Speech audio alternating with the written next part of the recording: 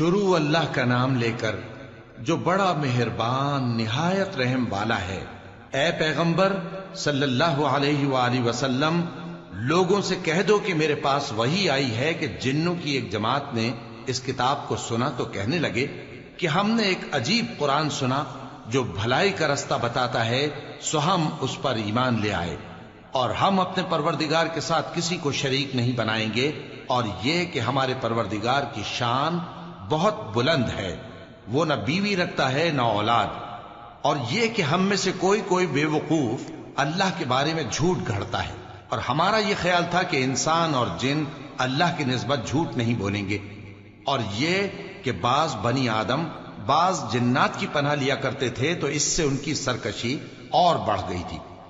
اور یہ کہ ان کا بھی یہی اعتقاد تھا جس طرح تمہارا تھا کہ اللہ کسی کو نہیں زندہ کرے گا، اور یہ کہ ہم نے آسمان کو ٹٹولا تو اس کو مضبوط چوکیداروں اور انگاروں سے بھرا ہوا پایا، اور یہ کہ پہلے ہم وہاں بہت سے مقامات پر فرشتوں کی باتیں سننے کے لیے بیٹھا کرتے تھے، اب کوئی سننا چاہے تو اپنے لیے انگارہ تیار پاتا ہے، اور یہ کہ ہمیں معلوم نہیں کہ اس سے اہل زمین کے ساتھ برائی مقصود ہے یا ان کے پروردگار نے ان کی بھلائی کا ارادہ فرمایا ہے، اور یہ کہ ہم میں بعض نیک ہیں اور بعض دوسری طرح کے، ہمارے کئی طرح کے مذہب ہیں، اور یہ کہ ہم نے سمجھ لیا ہے کہ ہم زمین میں خواہ کہیں ہوں اللہ کو ہرا نہیں سکتے اور نہ بھاگ کر اس کو تھکا سکتے ہیں، اور جب ہم نے ہدایت کی کتاب سنی اس پر ایمان لے آئے، سو جو شخص اپنے پروردگار پر ایمان لاتا ہے تو اس کو نہ نقصان کا خوف ہے نہ کسی طرح کے ظلم کا،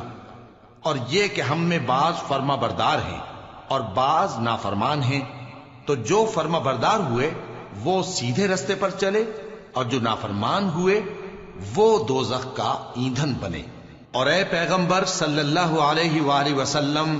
یہ بھی ان سے کہہ دو کہ اگر یہ لوگ سیدھے رستے پر رہتے تو ہم ان کے پینے کو بہت سا پانی دیتے تاکہ اس سے ان کی آزمائش کریں، اور جو شخص اپنے پروردگار کی یاد سے منہ پھیرے گا